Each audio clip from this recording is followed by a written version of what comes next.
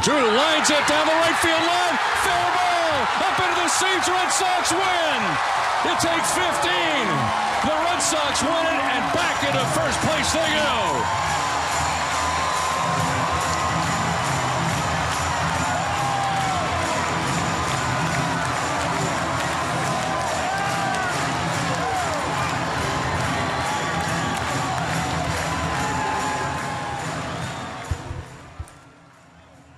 I was really hoping that Ron Yarnell be in the studio today to see that clip. That was last night's marathon game. Gosh, it went to 15 innings. How often does that happen?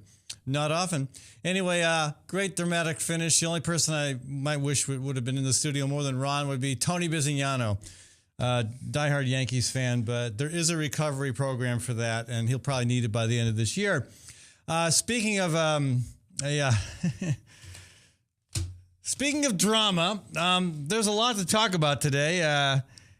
I've got to weigh in on this this fantasy dog park issue. I just don't understand. I don't understand why that is such a craze. The Pope unsettling Catholic traditionalists. This is interesting stuff. Also, the compromise on helping students with their college loans. I'm not sure how good this is for students. Edward Snowden, I should remember his first name, Edward Snowden, releasing more information about how the NSA spies on us. That's bound to create some more buzz in Washington.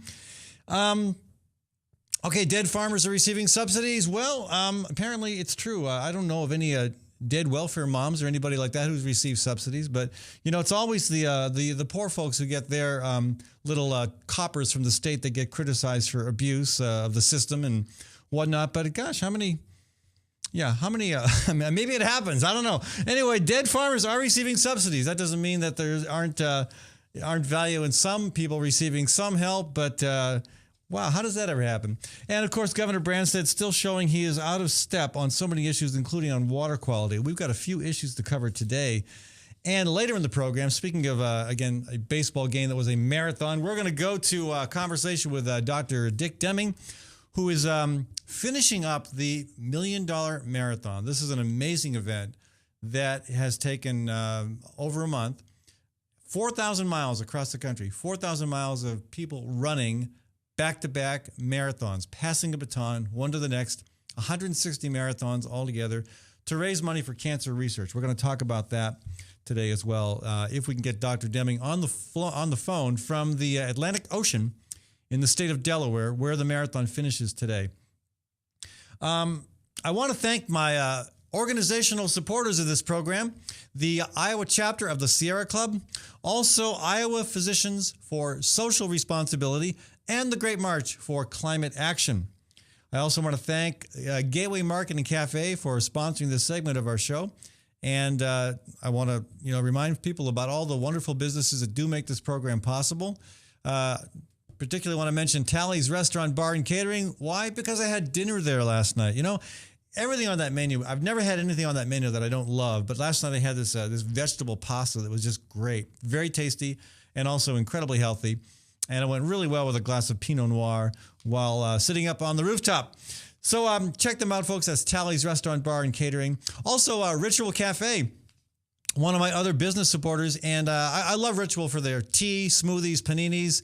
Tonight, and they almost always have music on Fridays and Saturdays. But tonight, Irish Jam Session at Ritual Cafe. I believe that starts at 7 p.m. This is the first time the Irish have infiltrated Ritual Cafe, but look out. They're probably coming to a bar, restaurant, or coffee shop near you because whereas there used to be one Irish Jam Session a month in Des Moines, there are now 8. But could you expect anything less from the cultural and culinary crossroads of America? Yep, that'd be us. Okay. Despite our growing rank as a hotbed of cultural and culinary finesse, Iowa is part of the national trend that shows some very disturbing signs. This one caught my attention. 4 out of every 5 U.S. adults, and I frankly know that poverty is out there. I lived in the inner city of Des Moines for 19 years. I have struggled with poverty myself on 2 different occasions in my life.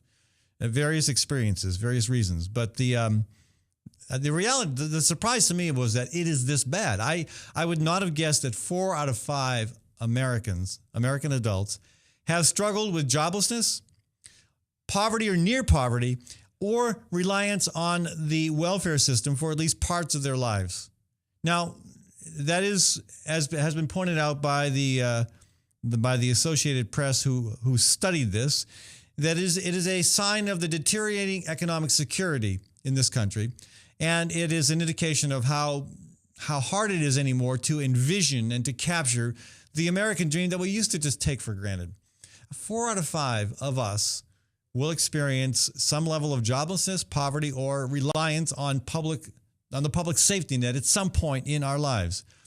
Okay, so some think, well, sure, hasn't it always been the case? Well, no. Again, we're looking at a globalized economy, increasingly globalized, and I know that even as the economy becomes more and more global, there's also this very strong movement for more local self-reliance. And that's a big part of what this program is about as well. We promote local self-reliance. We are supported entirely by local businesses, local farmers, local organizations that may or may not have a national affiliation, and events and good things happening in our community. And I think more and more of that is happening, but even despite that, despite, for example, the growing prominence of organics, where we're 20% growth every year continues. Every year, organics is growing in leaps and bounds. Despite that, you see a growing concentration of wealth and power, economic and otherwise, across the globe. And that results, of course, in this growing gap between the wealthiest among us and the poor. And in this country, as in Iowa, especially along the Mississippi River, it has meant a loss of those good union jobs, those jobs that paid a living wage, those manufacturing jobs that have tended to move overseas. Now, there is some sign that they might be moving back here because some of the countries they moved to have started to get their act together, and we haven't. So we may be the next. I have actually been predicting this for 10 years, that eventually America will be the third world country that these corporations want to move their low-wage jobs to. I hate to say that, but the trends indicate that is the direction we are heading. Okay, so these findings are I think most people are probably surprised it's that bad. The president recently announced his increased emphasis on the economy, and I again was a little bit upset that he decided that he said the economy was the main issue. I feel he should have said the climate crisis is our main concern. And as we address the climate crisis, we can certainly see how doing that would drastically improve the economy. So he has put his administration's priority on the economy. And he said, quote, we need to rebuild ladders of opportunity and reverse income inequality. Now, that's all good. I have no trouble with that.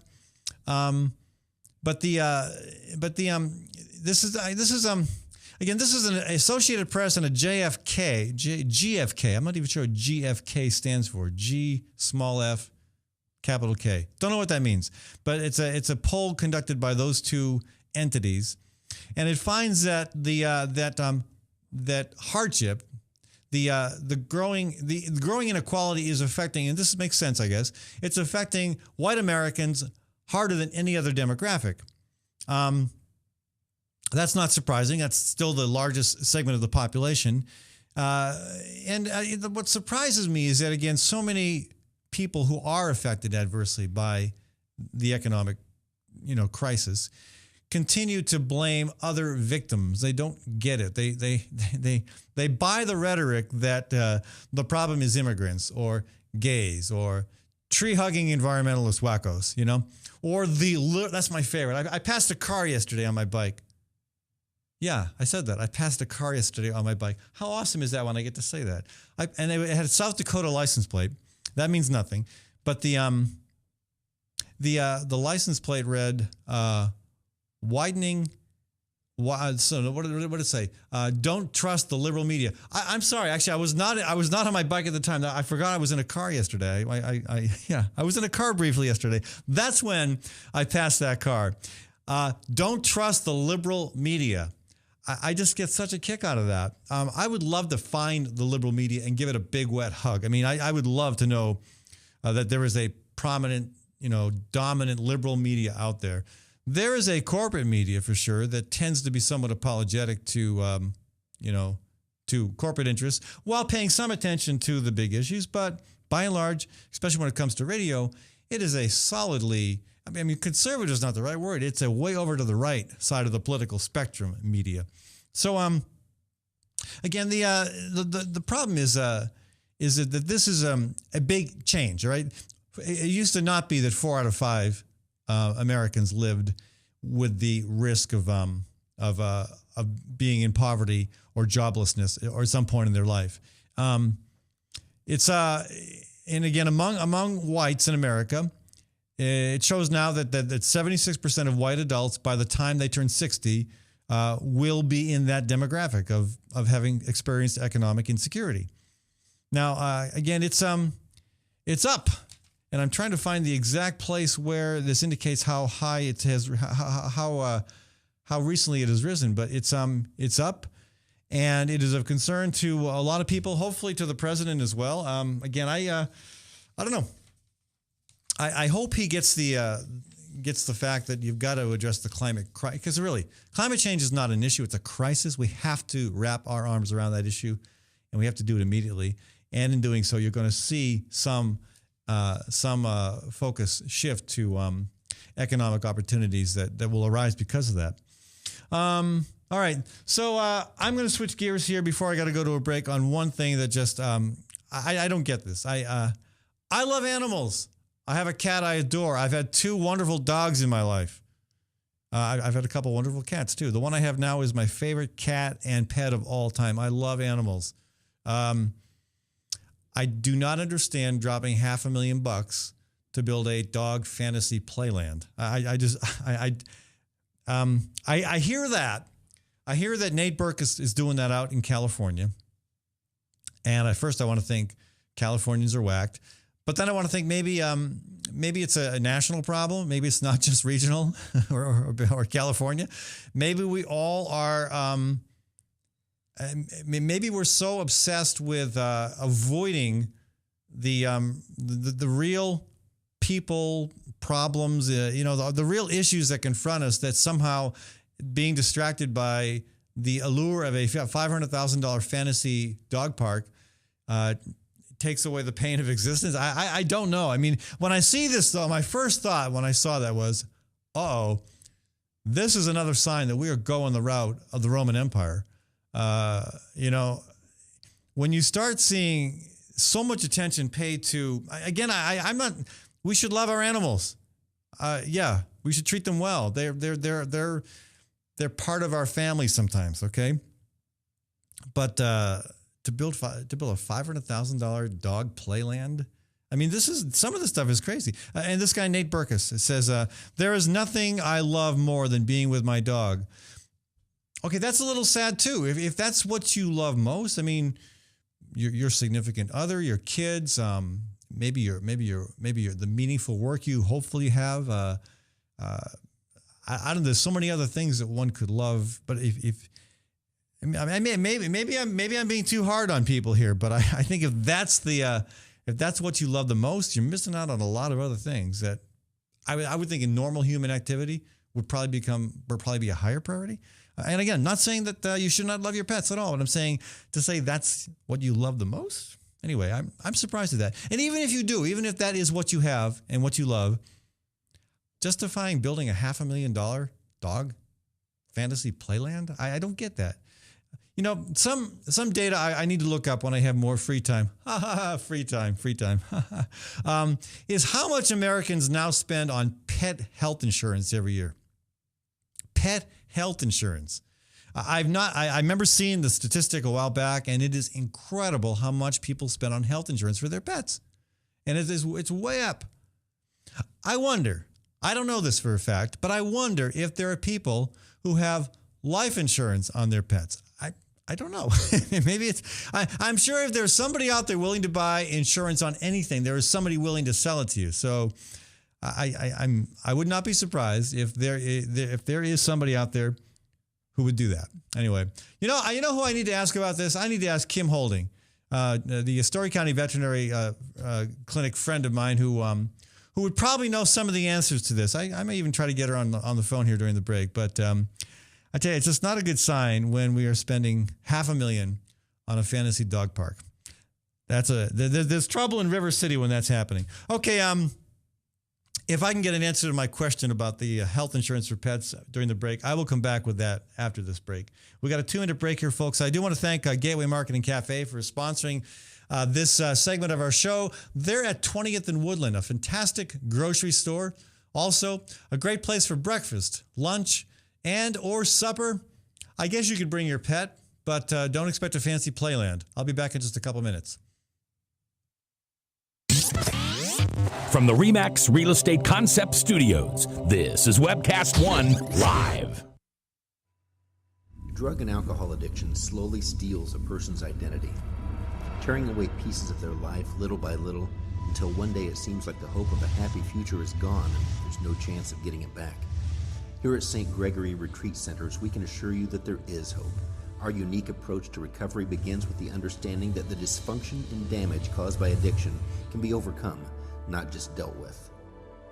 Don't let another day go by. Call St. Gregory today.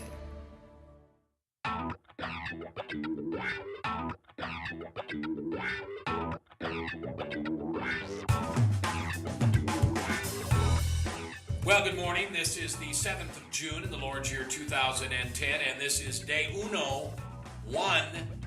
of webcast1live.com. We will begin with Max World Live with my special guest, Tom Coates. In just a minute, there's Tom. Wait. Howdy.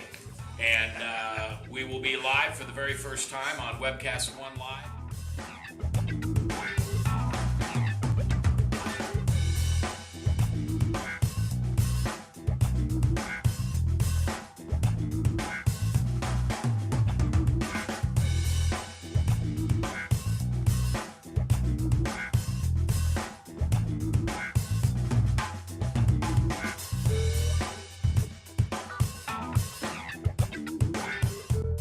Someday we're going to look back on this and say, gosh, remember that old day in history? Wonder where Walter Cronkite was. He must have been around hanging there too.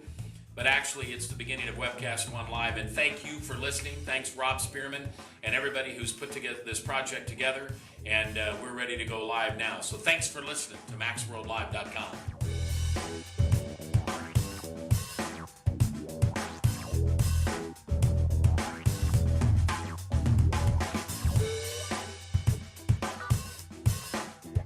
I can't tell you that it's going real well from time to time, but it is going.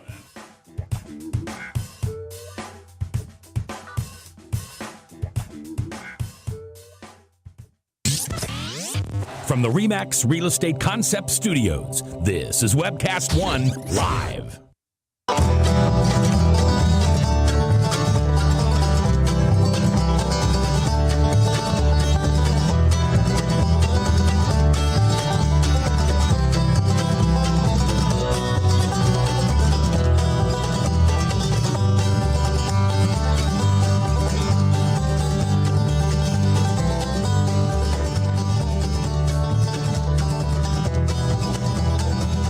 Welcome back to the Fallon Forum. That's Mr. Baber's Neighbors, and we're talking, well, we've been talking about the fantasy dog park, but we're not going to spend too much time on that because we got other things to cover as well. But I just put up a Facebook post, and I'm curious about what people will say about this $500,000 dog park. I just, when I think of all the problems in the world, when I think about all the people who struggle with homelessness, with losing their jobs. I mean, we just talked about 4 out of 5 Americans, struggle with poverty or joblessness or have to get on the welfare system at some point in their life. And we're spending $500,000 on a dog park. And again, there's I know we have our little dog parks here in the Des Moines area, and that's cute. It's okay, yeah, it's fine. I mean, I've been a dog owner. I'm not right now. I'm a cat owner. I can't imagine there would being a cat park that would work. But I don't think I would take my dog to one of those. It just seems like too many opportunities for crazy dog behavior to happen. But again, I just don't get. I'm fine with that. I just don't get this spending of exorbitant amounts of money and creating things like basically a doggy amusement park with a tennis ball tree and a 40-foot roller coaster bridge. And there's a contest. Okay, apparently there's a contest going on. It's called the 2014 Beneful Dream Dog Park Contest. I'm not even sure what that means. But contestants have to answer one question. If you had $500,000 to create a dream dog park where you and your best buddy can play together, what would you do? Okay, well, the first such park was built in Georgia, apparently, so it's not just a West Coast problem, with a family destination theme that includes a bone-shaped bridge. Of course, because the dog's going to look at that and say, oh, cool, man, a bone-shaped bridge. Yeah, just for me. I mean, yeah, a dog's not going to notice it's a bone, okay? The dog might not even know it's a bridge, okay? So this is more to please the people who own these puppies and can spill this kind of money on a dog park. It also, this one in Georgia, also includes 2 splash pads, tunnels, rubberized mulch paths, and shade trees. Oh, shade trees. I finally found something I like. No, I'm not a fan of mulch paths. I'll tell you why some other time. But the here's one in Alabama that has synthetic turf, right? Because dogs prefer synthetic turf over grass. I mean, yeah, wouldn't you? Agility rings. I don't even know what an agility ring is. A walking trail, a fetch football field. I like that. I'm always a fan of alliteration. You know, here on the Fallon Forum, we love alliteration. Fire hydrant goalposts. Again, I'm sure the dogs aren't going to make that connection. And a mulch adventure path with tunnels. All right. So, again, I do not get why this is so popular. I really don't get it. And I don't get priorities when we have so many other things that are begging for attention. Anyway. That's no pun intended on the word begging. If you have an opinion about this, you're welcome to call, though. You can tell me how wrong I am at 244-0077 or toll-free 855-244-0077. And before you get to tell me how wrong I am, you can tell Ryan, my producer, how wrong he is, just being guilty by association of working with me. Anyway, what else is in the news today? The Pope. Now, I usually don't talk about the Pope, and I was kind of wishing Ron Yarnell would be here today because Ron loves to talk about the Pope. He loves that sort of thing. And I just think it's unfortunate that one person has so much influence in such a weird kind of way.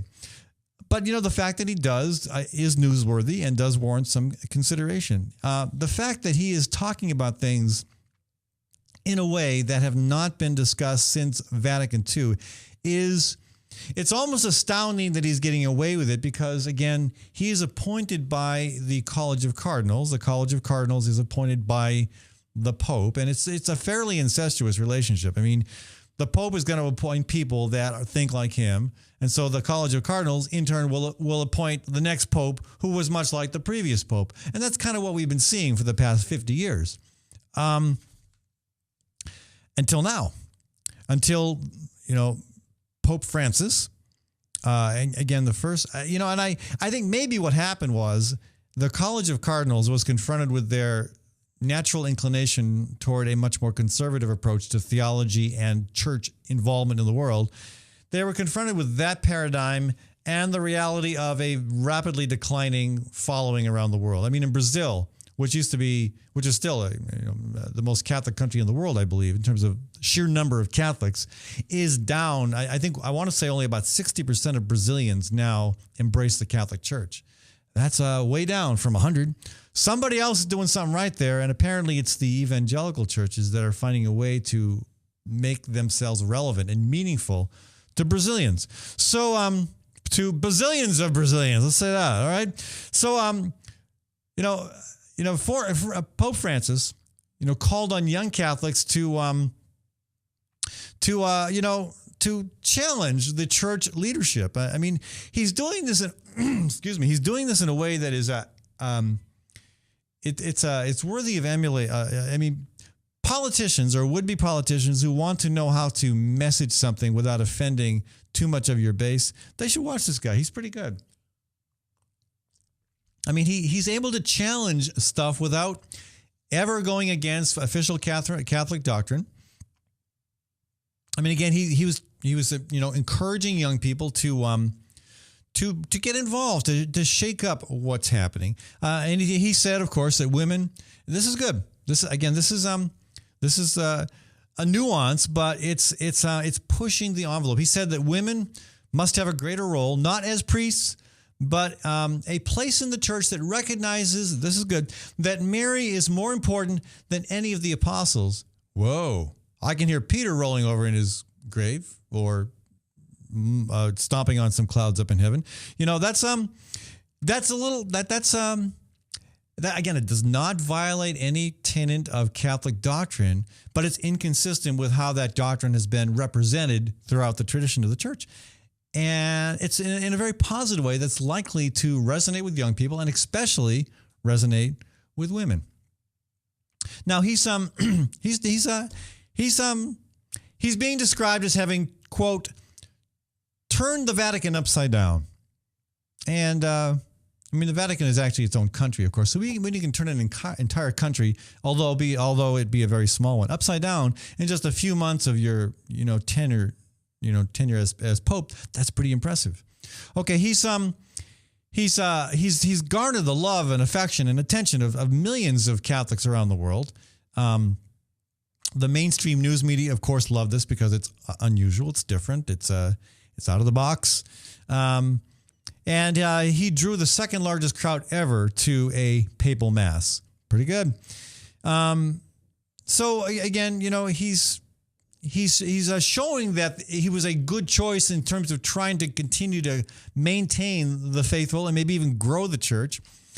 But there are, of course, detractors. There are the traditionalists who are really opposed to most of what he's saying and doing, but they can't find a peg to hang their old hats on because he's very good. He's very careful. He knows how to frame the message in a way that again does not offend. It may offend, but not in a way that you can say, "Aha!" Heretic. Whatever you wanted. I guess you really couldn't probably call the Pope that, but you could say that he was out of line with the Catholic tradition. So this is the current news on this. Here's the big news. This is the big headline that came out in Francis's in-flight news conference on the way home from Brazil this week. He was asked about a trusted Monsignor who reportedly once had a gay lover. And that's quite a question. I mean, the fact that the press even, asked that question is unusual. And what does he say? He says, "Who am I to judge?" And, and I hear that and I think, that is a quote right out of the mouth of Jesus Christ himself. Who am I to judge? He asked, when it comes to the sexual orientation of priests, as long as they are searching for God and have goodwill. It's hardly an endorsement of homosexuality, but it is by far the most generous, accepting statement that we've ever heard a high-ranking, Catholic official make. I don't know whether he's going to get away with that one entirely. Again, no breach of Catholic doctrine. Really pushing the envelope, though. Really pushing the envelope, and we'll see. Again, I think aspiring politicians who want to learn how to message what you want to do, what you believe in, without offending the establishment, without offending some of your constituents. Watch this guy. This guy knows how to do it.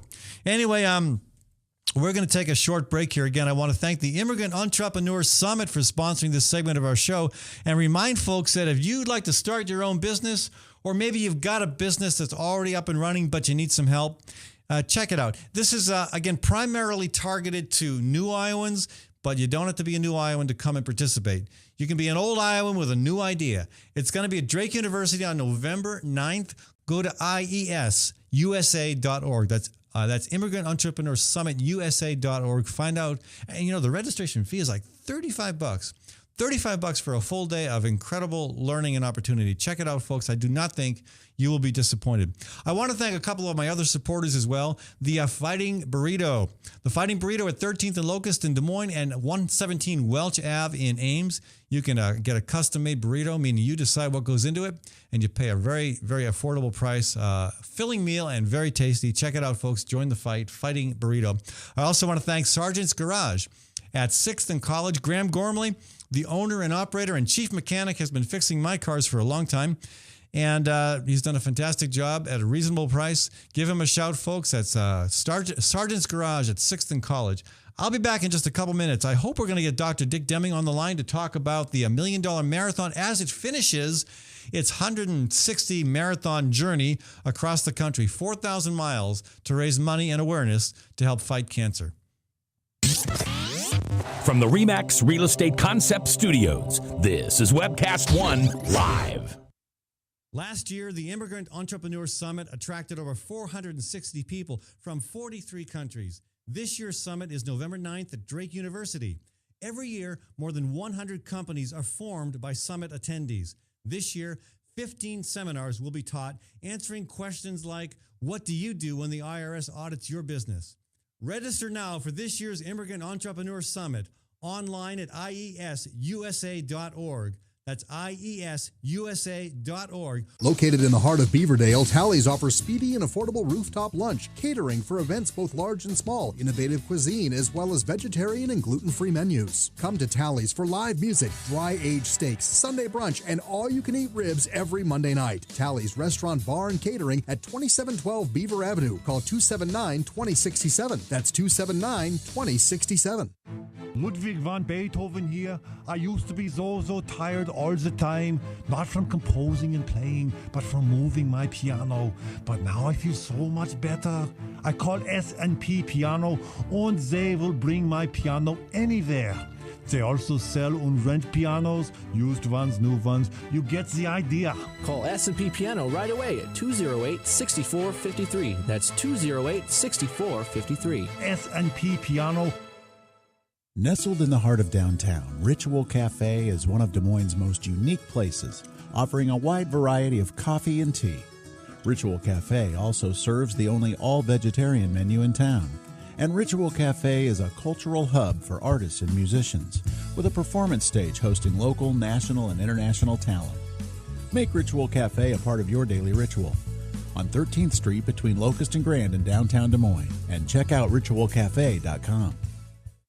Wow, some wedding. Yeah, I've never seen a bride in coveralls. Right, and skipping down the aisle to accordion music. Not to mention the reception. That wedding cake was a freaking fruitcake. It's your wedding. Don't leave anything to chance. Diana's Wedding Cakes. Using only the finest, freshest ingredients with free on-time delivery and setup. Choose one of Diana's custom designs or create your own. Call Diana's Wedding Cakes, 641-275-9279.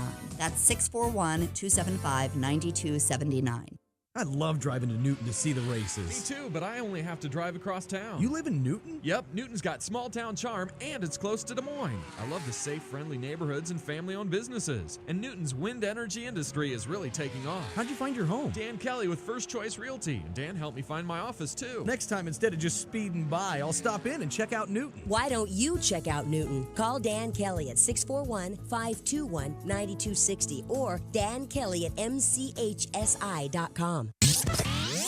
From the RE/MAX Real Estate Concept Studios, this is Webcast One Live.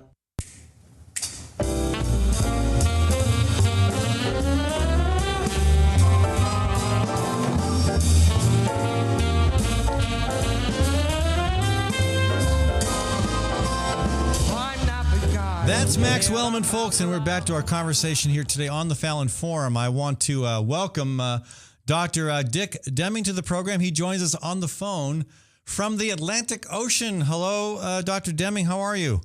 Hey, Ed. We are great. We are not quite at the Atlantic Ocean. We're about 13 miles away. Oh, gosh, you can probably already smell the salt. Yeah, it is pouring rain. Oh, my.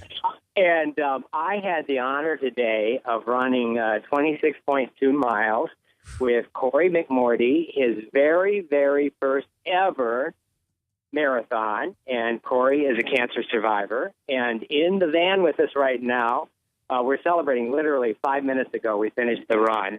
And Corey's mom, Sherry, who's a cancer survivor, is in the van as well. And she did some of the miles along with Corey. And Corey's brother, Drew. And we also have Larry and Rhonda Spain, who are friends of the McMortys and are also here running in honor of their daughter, Carrie, who passed away of cancer last year. And so we are, remembering, we're celebrating, and we are headed to the finish line. So we've got right now Doug Ullman from Live Strong is doing part of the run. And then in about 10 miles from here, we're all going to get out. We've got a police escort, and there are 50 cancer survivors and caregivers from all over the United States that have run a leg of this marathon, this 4,000-mile run at various parts of the country. And they've all flown in, and we're all going to run the last 2 miles together as we end the 4,000-mile run. Yeah, that's absolutely amazing. So how many people actually ran all or part of one? I mean, you had 160 legs altogether, 160 marathons. How many people actually were? And I believe you probably did more than one, didn't you? Yeah, I was blessed to be able to do the very first one at the Pacific Ocean and now be part of this day today that ends it. But the real tribute is, the many times in between, I had the opportunity to run with cancer survivors and caregivers and just incredibly inspiring people along the way. So to answer your question, there were 160 26.2-mile segments. Right. And the general way we did it was about 4 a day, so 100 miles a day. Night and day. We started 4 a.m. every morning and just keep going until we got the miles done. And so there have been 160 slots, and then some of those slots, the cancer survivors and caregivers have divided their 26.2 off among others, and then others, like today, Corey did the whole 26.2, and some of his teammates joined in for part of it. Cowbell, shake a few pom-poms, toot the horn, and just kind of keep it going. Yeah. Well, it's amazing that you were able to organize. And I know it wasn't just you. I know Steve Cannon was a big part of it. I know Charlie Whitmock helps promote this. You got a good team of people working on this. But it's amazing, really, that such a national event was organized from right here in Des Moines. Yeah, and, none of us is as good as all of us. And it really is a collaboration. And Above and Beyond Cancer is really so proud to be able to sponsor this, but a big shout out needs to go to Steve Cannon. Steve Cannon's an amazing guy, and it was his idea. He called me last fall, and he did this crazy thing last year where he personally ran 40 marathons in 40 days. Right around Lake Michigan, maybe, right? All the way around Lake Michigan. Yeah. And he did every mile of it himself. Wow, and that's so incredible. He came up with this audacious idea, not to just do 40 marathons, but let's do 160. Let's do 4,000 miles. And he has been part of it every single day, not necessarily running, but organizing it and putting together an incredible team of volunteers They actually started before we did because they drove the vans and the RV from Des Moines all the way to the Pacific Ocean. June 21st is when we did the first, when we started the run, and we're ending the run today and August 1st. But then he and part of his team will drive back to Des Moines. So they have just been working it, and they are so upbeat and positive. And we as runners just come into the van and they hand us water and Gatorade and give us a hug and a kick in the butt and a can of Suck It Up, and we get back out and just keep running. So have you? How much money have you been able to raise from sponsors and supporters? Yeah, so it's $1 million marathon, and that's our goal. Right. As of today, we're at the $500,000 point. We will continue to accept contributions through the Des Moines Marathon, which we're also going to be running. Good. And the amount, last night we had a celebration. All of the top fundraisers from all over the country who were runners and also raised at least $7,500 individually. They were all here today, and they're going to be running the last couple of miles as we all finish together. But amazing group of people, and the 20 top fundraisers actually raised $250,000. So half of what we've raised has been done by the top fundraisers.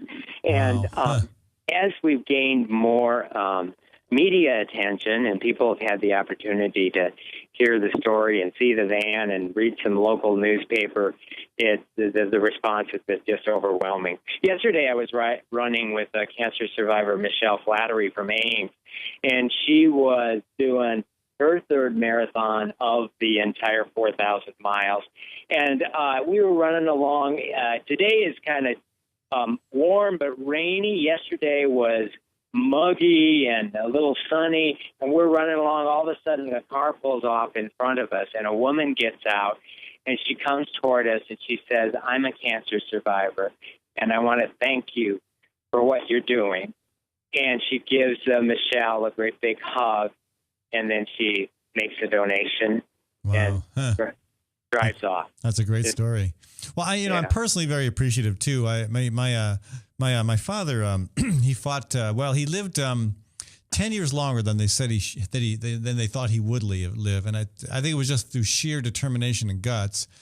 He managed to never lose his sense of humor or his good attitude on life, but it was just it was horrible to see the physical pain that he dealt with, the devastation that the cancer wrought to his bones and to his entire body, and it was pretty certain what caused it. It was exposure to radiation while he was stationed in California in the Army. He was a sergeant in the Army manning a radar unit, and the radiation from that was pretty extensive.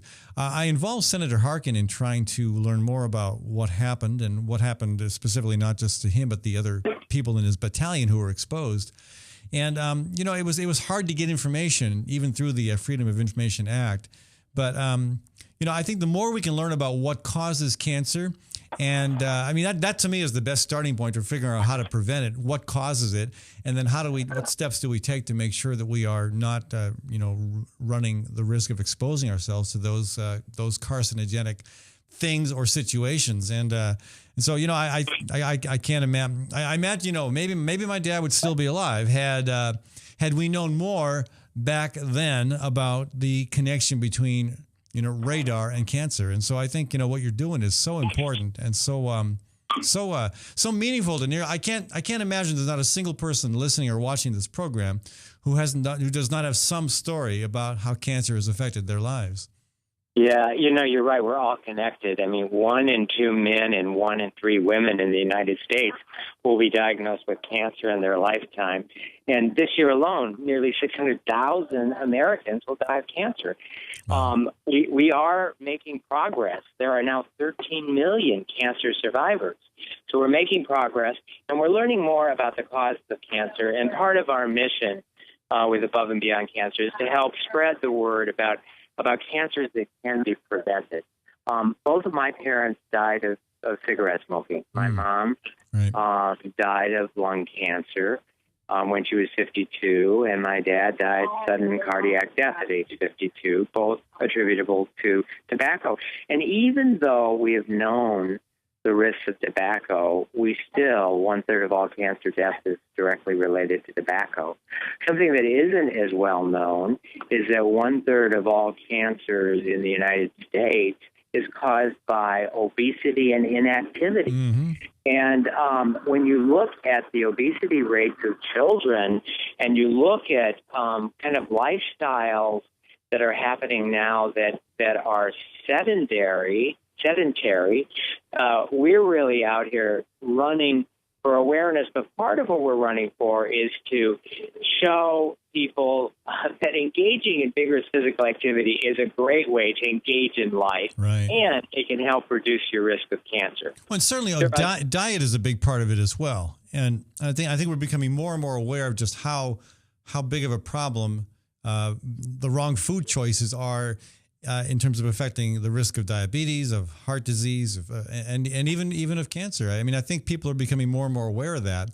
And obviously this event is focused on the importance of physical activity. I'm curious, did the issue of diet and food come up much in any of the meetings or public conversations you've had? There's a lot of being done on diet, and I would tell you, primarily the consensus. Everybody would like to think that there's just a certain food you should eat that's going to protect you from cancer, or just a certain food you should avoid and you won't get cancer. It's not that simple.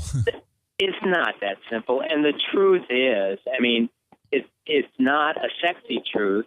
The truth is, if you eat a well-balanced diet and you take in only as many calories as you burn up during the day, and you maintain a normal body weight, you will significantly reduce your risk of having cancer. Right. So it's having a well-rounded, good diet with lots of fruits and vegetables. It's okay to eat some meats. It's okay to eat, pretty much anything in moderation. But the more you can eat real food, as opposed to a packaged foods with chemicals, and it's not like we can blame any one chemical that we can't pronounce on the back of a package of something to causing cancer.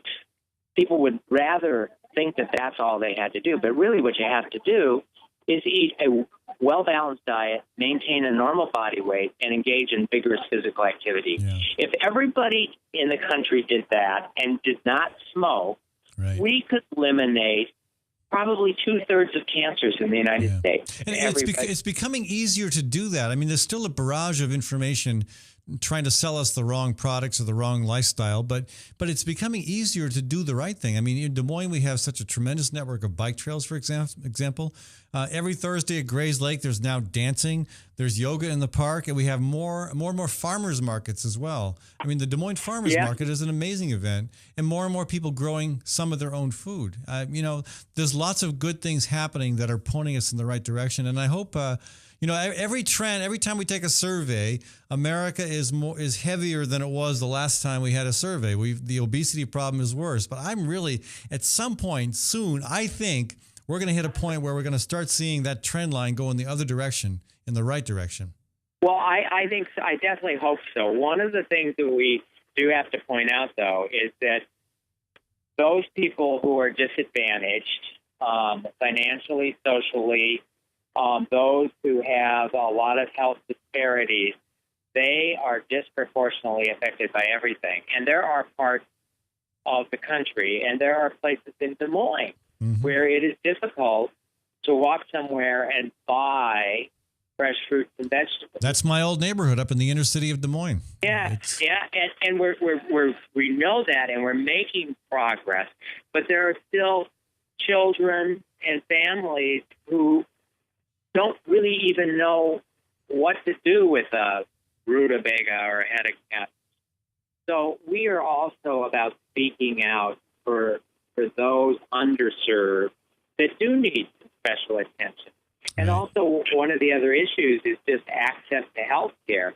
We can make a lot of progress on prevention and curing cancer, but if we have a large segment of the population that doesn't have access to health care, then they're not going to get the prevention services.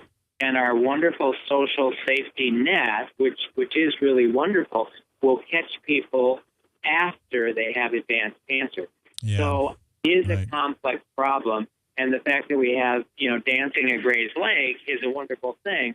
But there is a large segment of our population that's not something that they're really connected with yet. You're so right on that. And again, I see that all the time in the neighborhood where I lived for 19 years. It is not only the poorest neighborhood in Des Moines financially, economically. It is also the poorest in terms of health. And you're right. There is a lack of availability of food in many corners of that neighborhood, a lack of transportation to access food, and just a lack of knowledge about what to do with good quality food. And you're exactly right. And again, I think we're heading in the right direction. And certainly what you've been doing with this marathon is so encouraging in terms of not just the money raised, but the awareness raised. One more question, Dr. Demi, before I got to run to a break. What is there? Do you have some other? Is this it? Is there going to be another $1 million marathon? Do you see that coming? Is this kind of just accomplish this and then see what happens next, or do you have other plans? Oh, we've got lots of other plans, but I would tell you this has been so inspirational that I suspect that this is the first of many. All the runners that have been part of this are so inspired and are already talking about what they would do next year. And as we've had the chance to get more exposure across the country, there's so many people who didn't learn about us in time to sign up for this that have expressed an interest in doing it. So I think that this is just the first of many to come. Well, maybe we can talk my daughter into doing the next one. She just finished her first marathon in Eugene, Oregon. She did 3 hours and 3 minutes. Well, wow. Pretty good. First marathon. We'll sign her up. Yeah. That sounds great. Anyway, when I was out to visit her, I walked 4 miles, and during that time she ran 14. So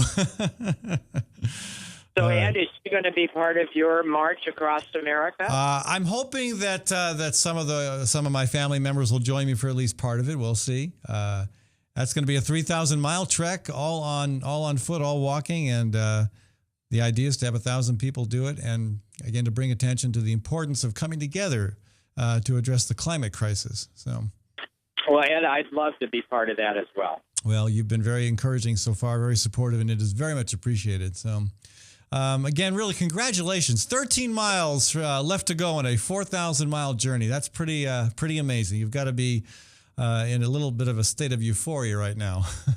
It's even anticipating that finish line, I get choked up thinking about it. Yeah. And the honor it is to be able to journey with the cancer survivors that are on this trip and those that are doing it in memory of someone. As you know, we've got this baton that I dipped in the Pacific Ocean that has now filled up with thousands of names. Every time somebody runs, they put the name of someone they're running for in the baton. Oh, that's neat. I didn't know that.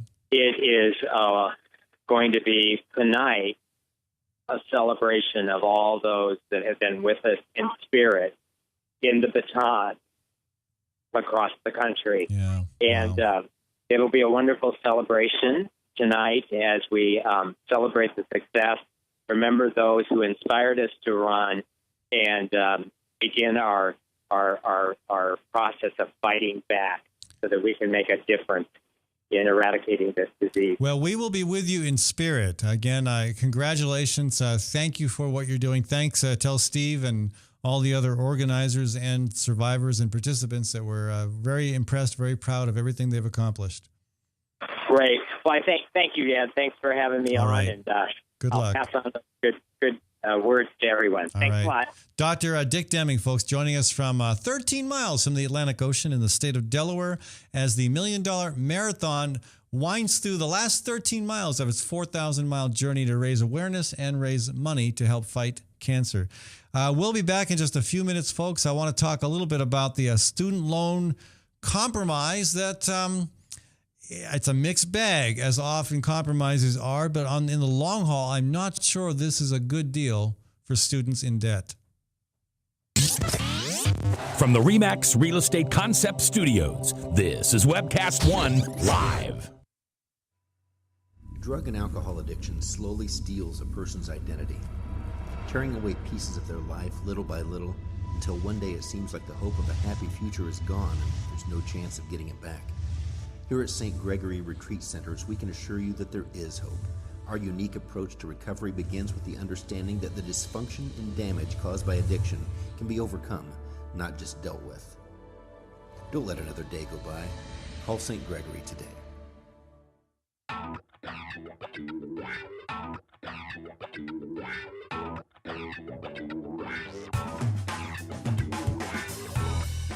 Well, good morning. This is the 7th of June in the Lord's year 2010, and this is day 1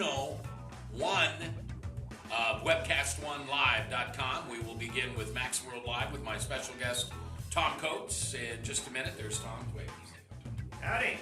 And we will be live for the very first time on Webcast One Live.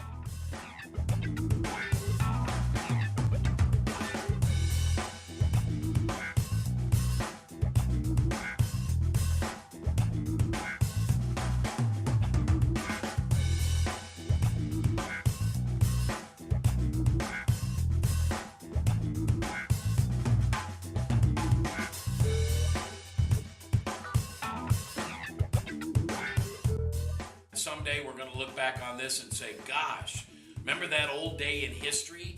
Wonder where Walter Cronkite was. He must have been around hanging there too. But actually, it's the beginning of Webcast One Live. And thank you for listening. Thanks, Rob Spearman, and everybody who's put together this project together. And we're ready to go live now. So thanks for listening to MaxWorldLive.com.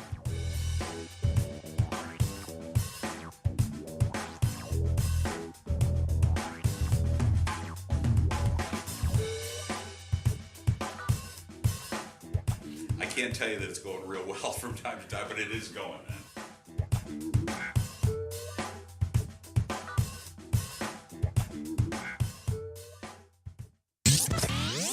From the RE/MAX Real Estate Concept Studios, this is Webcast One Live.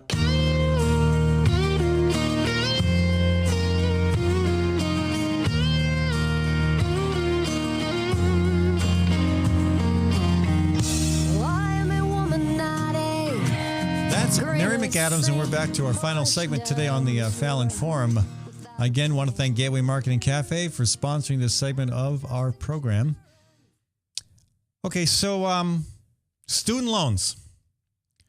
Yeah, back in the good old days when I was just getting out of college and student loans weren't anywhere near what they are now, it still took me till age 40 to pay off my student loans.